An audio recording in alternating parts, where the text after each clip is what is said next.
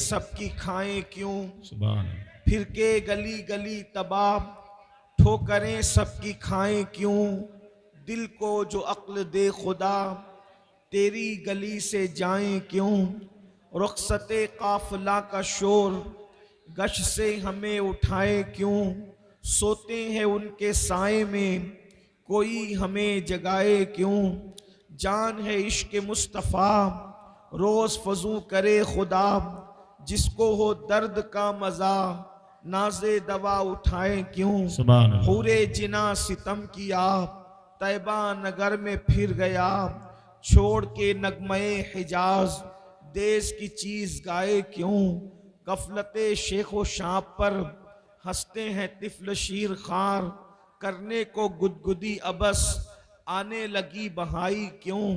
है तो रजा निरा सितम, वाह वाह जुर्मों पे गर लजाएं हम, वाह वाह। है तो रजा निरा सितम, जुर्मों जुर्मों पे गर लजाएं हम, कोई बजाए सोजे गम, साजे तरब बजाए क्यों। वाह वाह। आज की ये महफिल दारुल उलूम अहले सुन्नत फैज़ान रज़ा के सालाना दस्तार के मौके पर इनेकाद पजीर है। आपने मुझसे पेशतर बड़े बड़े उलमा, खुतबा और दानिश्वरों से उनके खिताबात को समात कर लिया है, और मेरे बाद इंशाअल्लाह किबला हुजूर अमीर सुन्नी दावत इस्लामी का खिताब आप समात करने का शरफ हासिल करेंगे।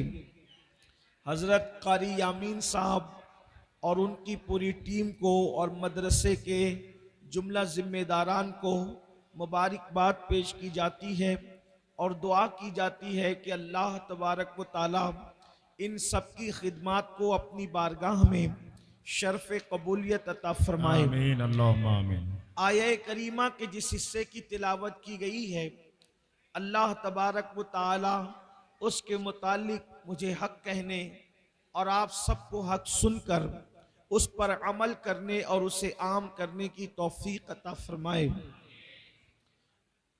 इस वक्त जो हालात उम्मत मुस्लिमा जिन हालात से गुजर रही है और जिन हालात से उम्मत दो चार है, वो हम सब की निगाहों के सामने है। बेशक बेशक। सुभान बहुत अल्लाह। दूर से कोई लंबी चौड़ी तमहीद का यहाँ ना मौका है ना वक्त है। अगर आप गुफ्तगू सुनने के मूड में हैं तो मैं चाहता हूँ कि आपकी तवज्जो मेरी तरफ होनी चाहिए, गुफ्तगू की तरफ होनी चाहिए। मेरे आका सल्लल्लाहु अलैहि वसल्लम के दीवानों, ये जो माहौल है पूरी दुनिया का, तबाहियों का माहौल, बर्बादियों का माहौल, रुसवाइयों का माहौल, जिल्लतों का माहौल, इसी तरह से हर रोज अखबार की शाह सुर्खियों के अंदर रोजाना मुसलमानों की तबाही और बर्बादी की दास्तान छपती है। टीवी चैनलों पर रोजाना उम्मत मुस्लिमा के वक़ार का मजाक उड़ाया जाता है। इन सारे हालात में मुस्लिम उम्मा जिस तबाही के दहाने पर पहुंच चुकी है, कोई कहता है उसकी वजह कुछ है, कोई कहता है कुछ है। कर्ज के दानिश्वर अपनी अपनी आरा पेश करते हैं और हम रोजाना कमोबेश सुनते रहते हैं। कोई कहता है ये वजह है, कोई कहता है ये वजह है, कोई कहता है ये वजह है। लेकिन कुरान और सुन्नत का अगर हम जायजा लें तो हमें ये बात समझ में आती है कि हमारी तबाही और बर्बादी की सबसे बड़ी एक ही वजह है और उसे गुनाह कहते हैं। इसलिए कि जहां गुनाह है, किसी बहुत बड़े मुफक्किर ने कई अहदीस का इतने मजमुआ निचोड़ करके ये बात कही थी कि जहां गुनाह है वहां फना है। जब इंसान गुनाह करता है तो बर्बादी से उसे दुनिया की कोई ताकत बचा नहीं सकती। जब इंसान गुनाहों में मुब्तला हो जाता है तो फिर उसको बर्बादी से दुनिया की कोई कुव्वत रोक नहीं सकती। अल्लाह अकबर।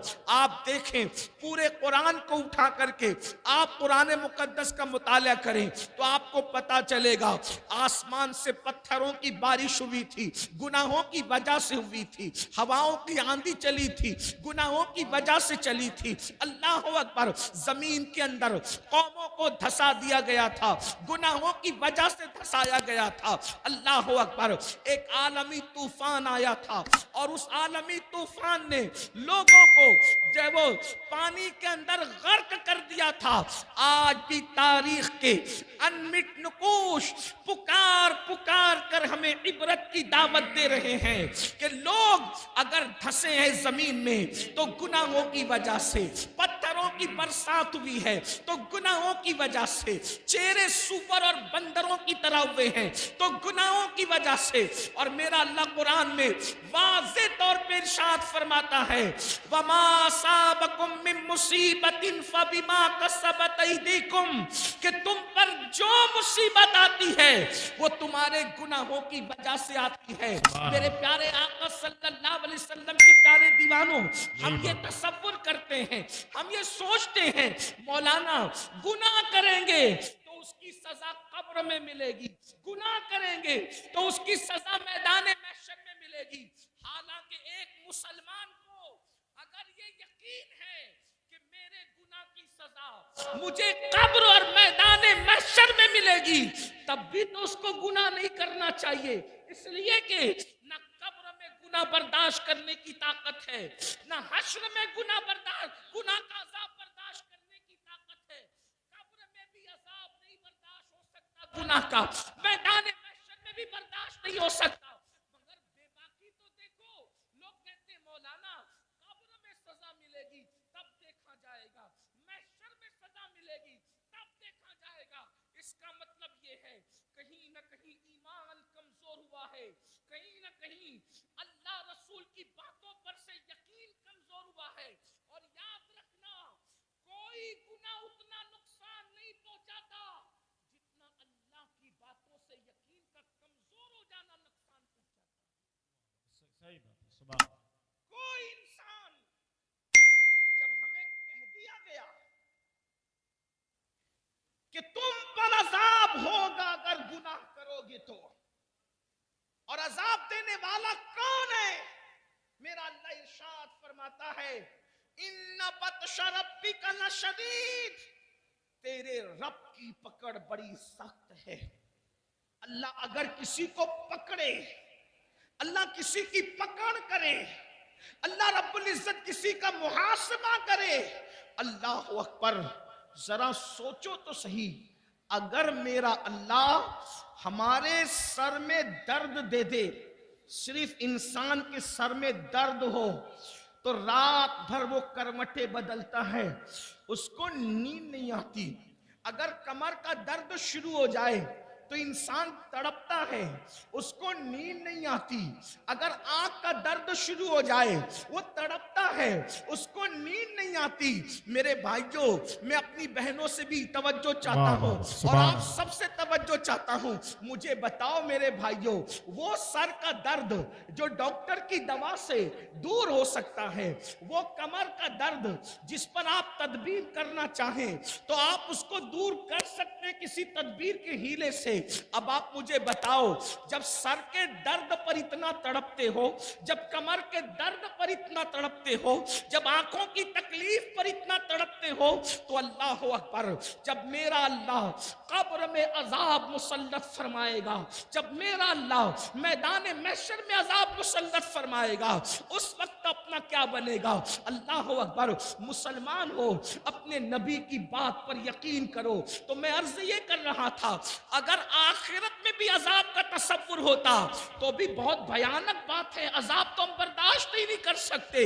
मगर सुन लो, इंसान के गुनाहों की सजा सिर्फ उसके उसको आखिरत में नहीं मिलती, बल्कि इंसान के गुनाहों की सजा उसको दुनिया में भी मिलती है। इंसान के गुनाहों की सजा उसको दुनिया में भी आती है। अल्लाह अकबर, अल्लाह अल्लाह। आइए मैं आपको बताऊं, एक बुजुर्ग फरमाते हैं कि जब मैं रात को गुनाह करता हूं, जब मैं रात को गुनाह करता हूं, तो सुबह मैं देखता हूं कि मेरी सवारी मेरी नाफरमानी करती है। यानी मेरे रात के गुनाह का असर मेरी सवारी से भी जाहिर होता है। मेरी सवारी मेरी मुवाफकत नहीं करती, मेरी सवारी मेरी बात नहीं मानती। अल्लाह अकबर। अंदाजा फरमाए, इसका मतलब ये है अगर सवारी मुवाफिक न हो, इंसान की मुवाफिकत न करे, तो अल्लाह अकबर वो ये गुनाह का असर है। फरमाते हैं चराग जो बुझते हैं वो भी गुनाहों की वजह से, ठोकर जो लगती है वो भी गुनाह की वजह से, औलाद जो नाफरमान होती है वो भी गुनाह की वजह से। गुनाह को क्या समझते हैं, गुनाहों को क्या समझ रखा है। आज हर माँ बाप शिकायत कर रहे हैं, मौलाना मेरा बच्चा फरमा बरदार नहीं है। मैं कहता हूँ तुमने अल्लाह की फरमा बरदारी की होती तो शायद तुम्हारी औलाद तुम्हारी नाफरमान न होती। मुझे बताओ, जो अल्लाह की नाफरमानी करे उसकी औलाद उसकी फरमा बरदारी कैसे करे। तो याद रखना, जो माहौल है सिर्फ गुनाह की वजह से। मुसलमानों, गुनाह करना छोड़ दो, गुनाह करना छोड़ दो, अल्लाह से रिश्ता जोड़ लो। फिर देखो कैसे करम की बरसात होती है, फिर कैसे छमाछम करम बरसता है। अब यहाँ एक बात ये कहने में आती है कि हजरत ठीक है, गुनाह की बात तो रोजाना ही सुनते हैं, गुनाह छोड़ना चाहते हैं, गुनाह से छुटकारा नहीं मिलता। ये बात है, कोई मुसलमान ऐसा नहीं जो गुनाह करना चाहता हो, गुनाह छोड़ना चाहते, छुटकारा नहीं मिलता। बिल्कुल ऐसे ही जैसे चोर कंबल छोड़ना चाहता है लेकिन कंबल चोर को नहीं छोड़ता, तो गुनाह से छुटकारा कैसे मिले। कोई कहता है ये करो वो करो वो करो वो करो, मैंने कहा कुछ ना करो, एक बात करो बस। अगर गुनाह की दुनिया से निकलना है, अगर गुनाह के दलदल से निकलना है, अगर गुनाह की नहूसत से निकलना है, अगर गुनाह और जराइम से हिजरत करना है, मेरी बात न सुनो, किसी की न सुनो, अल्लाह का फरमान सुनो। गुनाह से बचने का सबसे बेहतरीन दस्तूर कुरान में मौजूद है। अगर गुनाह से निकलना है तो मेरा अल्लाह फरमाता है नमाज पढ़ना शुरू कर दे, तो खुद गुनाहों से निकलता चला जाएगा। क्योंकि नमाज में इतनी ताकत है, नमाज में इतना पावर है। अल्लाह इरशाद फरमाता है इन्ना सलात तन्हा अनिल फाशाई वल मुनकर, बेशक नमाज हर बुराई से और बेहयाई से रोक लेती है। पता चला नमाज पढ़ोगे, सजदा करोगे, खुद ब खुद दिल में गुनाह से नफरत पैदा होगी, बुराइयों से नफरत पैदा होगी, जराइम से नफरत पैदा होगी। और सुन लो, ये जो दिमाग के अंदर खप तो चढ़ा है ना, मौलाना मैं गुनहगार हूं, मैं क्या नमाज पढ़ूं। मेरे अजीज, यहां गुनहगार और नेकी का कोई मसला नहीं है। मेरे नबी ने तो इंसान को अल्लाह से जोड़ने के लिए कितना खूबसूरत कानून अता किया, कितना हसीन कानून अता किया। एक बात आपको बताऊं, हदीस में जो है, हदीस में जो है उस पर हमारा ईमान है, हदीस में जो उस पर हमारा यकीन है। अल्लाह के रसूल ने फरमाया जिस वक्त बंदा सजदे में चला जाता है, अल्लाह और बंदे के दरमियान जितने पर्दे होते हैं अल्लाह सारे पर्दों को उठा देता है।